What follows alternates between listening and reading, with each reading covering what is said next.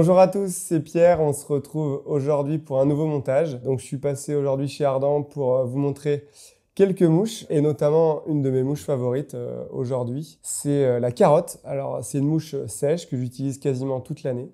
Vous allez voir qu'elle est super facile à monter. Pour ça, j'utilise des hameçons de 12 à peu près. Donc, c'est une sèche qui est relativement volumineuse. Donc, du coup, faut pas hésiter. Voilà, hameçon de 12. Et c'est une mouche qui est faite avec du foam et du coq. Donc, ça me permet de la monter relativement rapidement. Et c'est une mouche qui est chère aux moucheurs nantais. D'ailleurs, je leur passe le bonjour via cette petite vidéo qui a été donc créée par l'ancien président des moucheurs nantais et qui maintenant a été utilisée puis qui a été démocratisée voilà, par tout le monde. Mais en tout cas, moi, c'est une mouche que j'utilise vraiment beaucoup sur les rivières bretonnes, que je pêche essentiellement.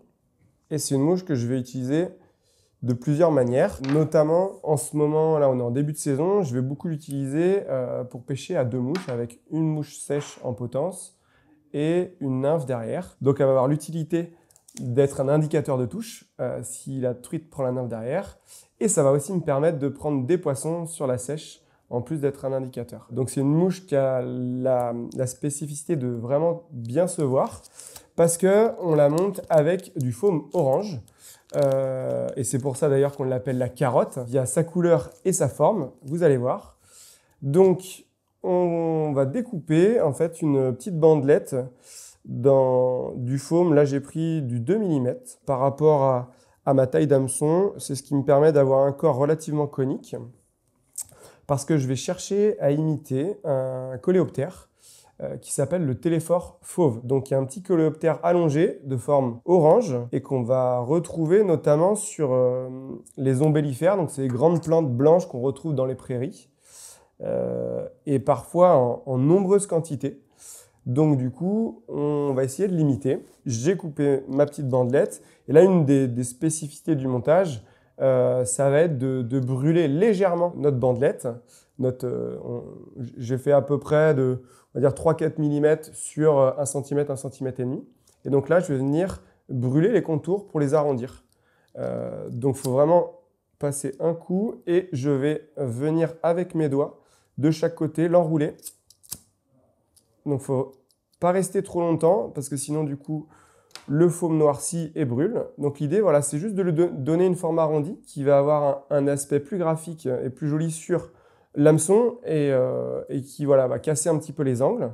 Et deuxième astuce qui est important pour que notre foam se positionne bien à plat sur l'hameçon, c'est le petit coup de cutter qu'on va passer juste en dessous la bandelette.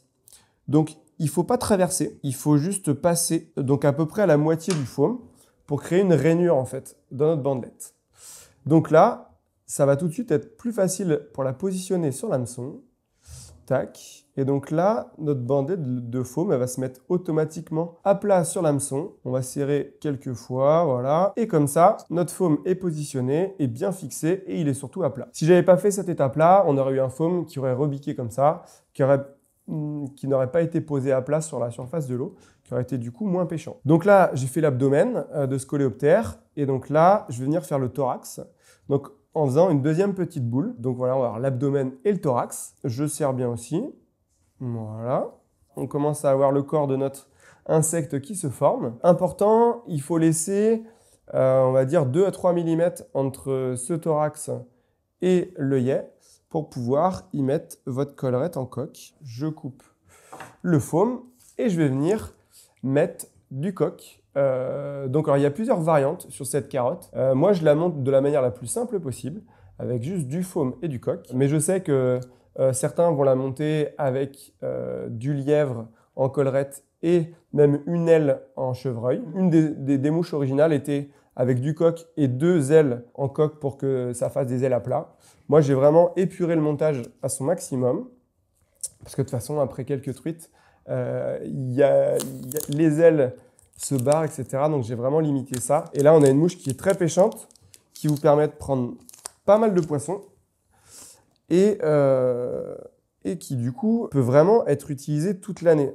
C'est vrai qu'on a tendance à croire qu'un coléoptère, ça va être utilisé uniquement l'été. Moi, je pense qu'il y a ce côté imitatif là qu'on cherche à avoir pour ce téléphore fauve, mais je pense qu'au-delà du côté imitatif, on a un côté incitatif.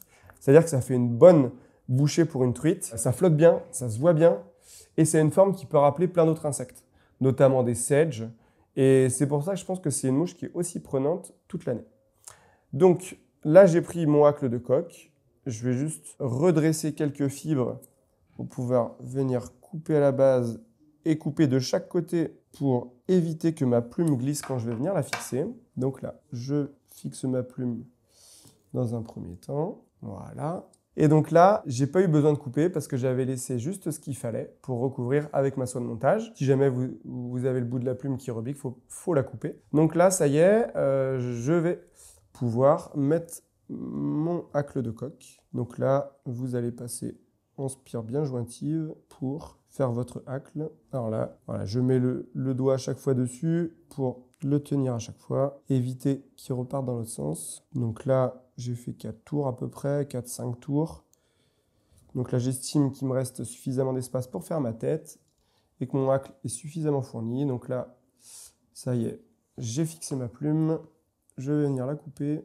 Et donc là, il me reste juste suffisamment d'espace pour faire une petite tête noire. Voilà. Et là, on va pouvoir faire notre nœud final. C'est vraiment une mouche qui est simple, qui se voit très bien et qui prend des truites sur toute la Terre. Pour la petite anecdote, je me suis amusé à prendre des truites en Norvège l'été dernier, en Colombie-Britannique, voilà, pour envoyer aux copains et dire que c'est pas uniquement une mouche bretonne. Donc je pense vraiment que ce côté imitatif sur d'autres insectes est vrai parce que du coup, je suis pas sûr que ce coléoptère-là, il existe aussi au Canada. Donc vous voyez, c'est vraiment une mouche facile qui m'a permis de prendre un nombre de truites incalculable, qui flotte hyper bien. Et du coup, il faut vraiment pas hésiter à l'essayer toute l'année. Je suis curieux d'avoir votre retour sur cette mouche-là, si vous la connaissiez déjà, et sinon, à vous de l'essayer. À la prochaine. Salut, ciao.